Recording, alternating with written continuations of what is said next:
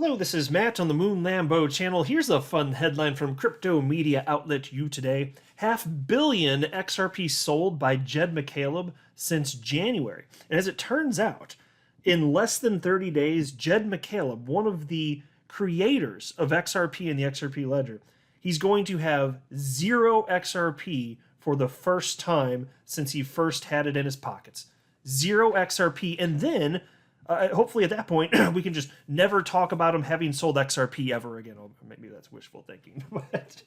but it's interesting. So I hadn't talked about Jed McCaleb and his selling in some time, but this is interesting news. And there's no guarantee. Like, he could start selling less, he could start selling more. Who knows? But at the current pace, he's about out. So it's finally going to happen if nothing changes. And I want to share with you some specifics and some thoughts that come along with that. Because this whole thing has just been overblown from the beginning for people that just don't know what in the ever-living hell they're talking about. So I crunched some numbers myself I'll be sharing with you. And then also there was this headline from crypto media outlet You Today as well, and it's titled, Ripple CEO says that transparency is critical in crypto industry. And I wanted to share with you some of the stuff that Ripple CEO Brad Garlinghouse had to say about Tether and also in reference to Luna, which, as I'm sure just about 100% of you are aware, basically no longer exists. It went from a price of $118 or so to 0. It is worth nothing now. But before going further, I do want to be clear, I do not have a financial background of any kind. I am not offering financial advice, and you definitely should not buy or sell anything because of anything that I say or write. I'm just an enthusiast who enjoys making YouTube videos about crypto-related topics, but just as a hobby and just for fun. In we go. Co-founder of Ripple Labs and its first chief technology officer, Jed McCaleb, who suspended selling his XRP coins in September last year, has resumed dumping large amounts of XRP on the crypto market, as per XRP Scan. And that's true, you can see the transactions here on XRP Scan. But more interesting than that is this website that somebody put together, which just shows Jed's balance. So this gray line with the yellow under it, this shows his ever-dwindling amount of XRP. They're just pulling the data from the ledger, the XRP ledger itself, because obviously it's a public ledger. Anybody can create software to track any account that they want. And so here we're just tracking Jed McCaleb's account. And you can see if you go back to, what's the earliest of time, somewhere around May of 2020, you can see there were about 4.4 billion XRP in the account. At the time I'm recording this video, it's down to 240 million with an M. Again, was 4.4 billion with a B.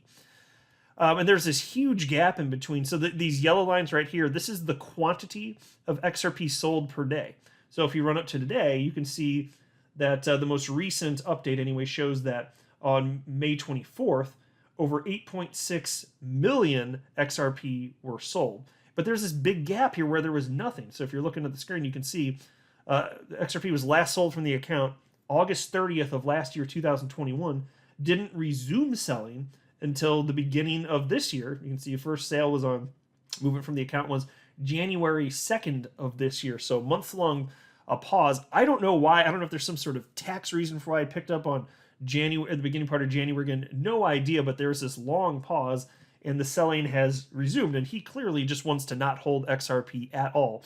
And there have been stipulations along the way as to how much he can sell. There was an agreement with Ripple so as to not completely bombard the market. And I will prove to you with simple arithmetic that what he's doing in dumping, quote in air quotes, dumping his XRP is not hurting us. But let me read a little bit further first. In the past 3 days, he has increased selling by roughly 140%, and he might be done with selling completely within a month, a crypto enthusiast believes. Now, Jed has roughly 250 million XRP left in his taco stand wallet. And so that's just a taco stand. It's just a silly name that he applied to his XRP wallet. There's nothing more to it than that. I don't know why he picked taco stand. It's kind of funny. Don't know. Anyway, according to data shared by XRP Scan platform, focused entirely on XRP transactions, Jed McCaleb got back to selling the remnants of his huge XRP stash as this year began. Since January, he has dumped approximately 464.8 million XRP, which is equal to about $186 million at the current exchange rate. Every week, the amount of XRP coins sold varied from 18 million to 26 million and 42 million. Over the past 3 days, he has increased the selling volume by roughly 140%. selling almost 9 million XRP per day, while prior to that, it was from 4 to 6 million daily, as Twitter user Raphael Ken Aguilar pointed out. Sorry if I'm butchering your name, but I'm not sure. He believes that should this selling rate remain, Jed McCaleb would be out of XRP in roughly 1 month. And there's this tweet on the screen. And this individual is accurate, of course. So consider this.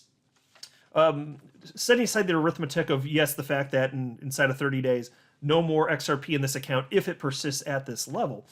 To what degree is this actually harming the XRP ecosystem? I argue that it is not, and it's easy to figure out why.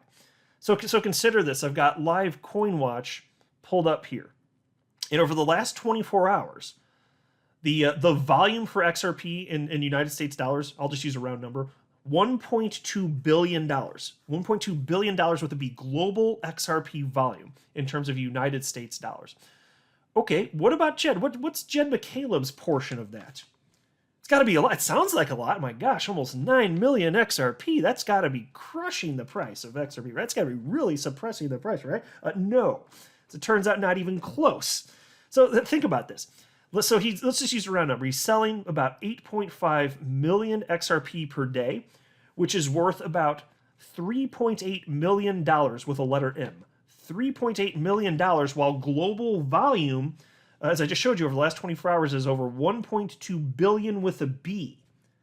So that means that the sales pressure downward from Jed's sales of XRP accounts for only 0.29% of global volume. 0.29%. And you think that's going to suppress the price of XRP? Well, hell no. You have to be a damn fool and not know what the hell numbers are to think that 0.29% of volume is going to, in any sort of measurable way, impact the price of XRP.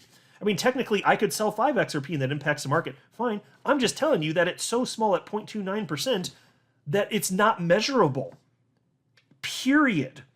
XRP's just been trading sideways this whole time he's been doing this. And mind you, I say 0.29%, that's with the recent increase in his sales of XRP. Because before that, he was selling regularly 3.4, so less than half of that.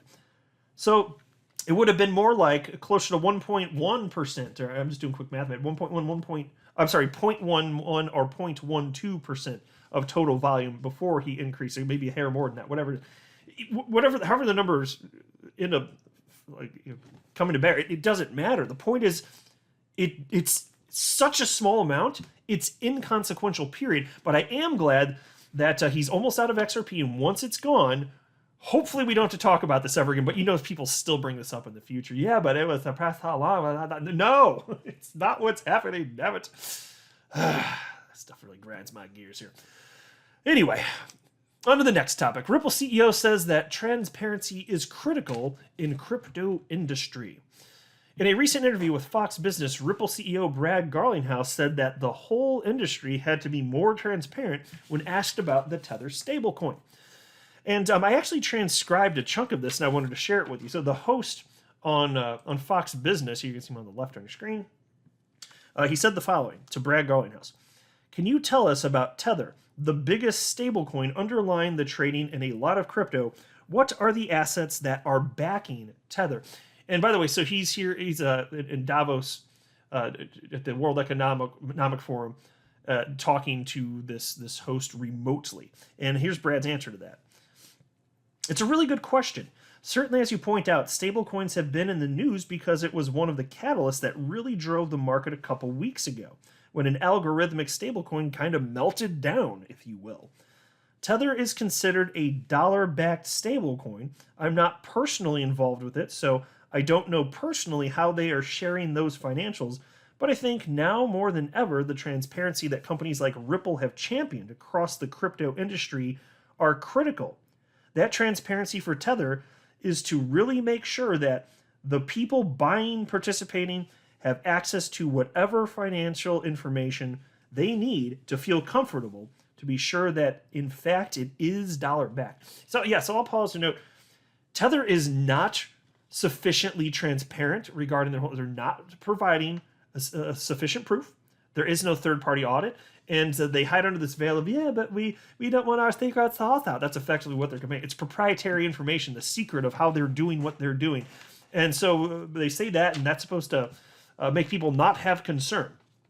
But the problem is, ever since Luna melted down and USDT, I'm sorry, UST, not USDT. That was UST is the Terra USD coin, which melted down with Luna. That stable coin, that's what caused the concern about Tether also, and it also harmed broader crypto markets. But there has been a bit of a run on Tether to this point. Actually, some like 10 billion tethers people have cashed out of fear of this.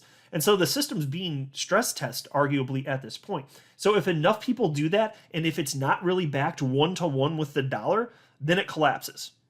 Now, to this point, I'm not claiming that, well, I don't have evidence. I'm saying they're not being transparent enough. That's what I'm arguing. But if it's not backed one-to-one, if enough people sell, eventually, then the Tether just falls apart. And you can imagine what that would mean for the entire crypto ecosystem. And if they're not providing proof, I can't have sufficient confidence. So I don't use stable coins. I don't use Tether. Nope.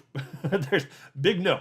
I don't know if I ever use it. I better be a small amount for a short period of time. I don't even know what the situation would be like for me where I'm doing that, but I am not a fan, just personally. And then the host said to Brad Garlinghouse, so do you think that Tether has got to be more transparent about what's backing it? And Brad said the following. I think the whole industry needs to be more transparent. I think that applies to Tether. I think that applies to the whole industry.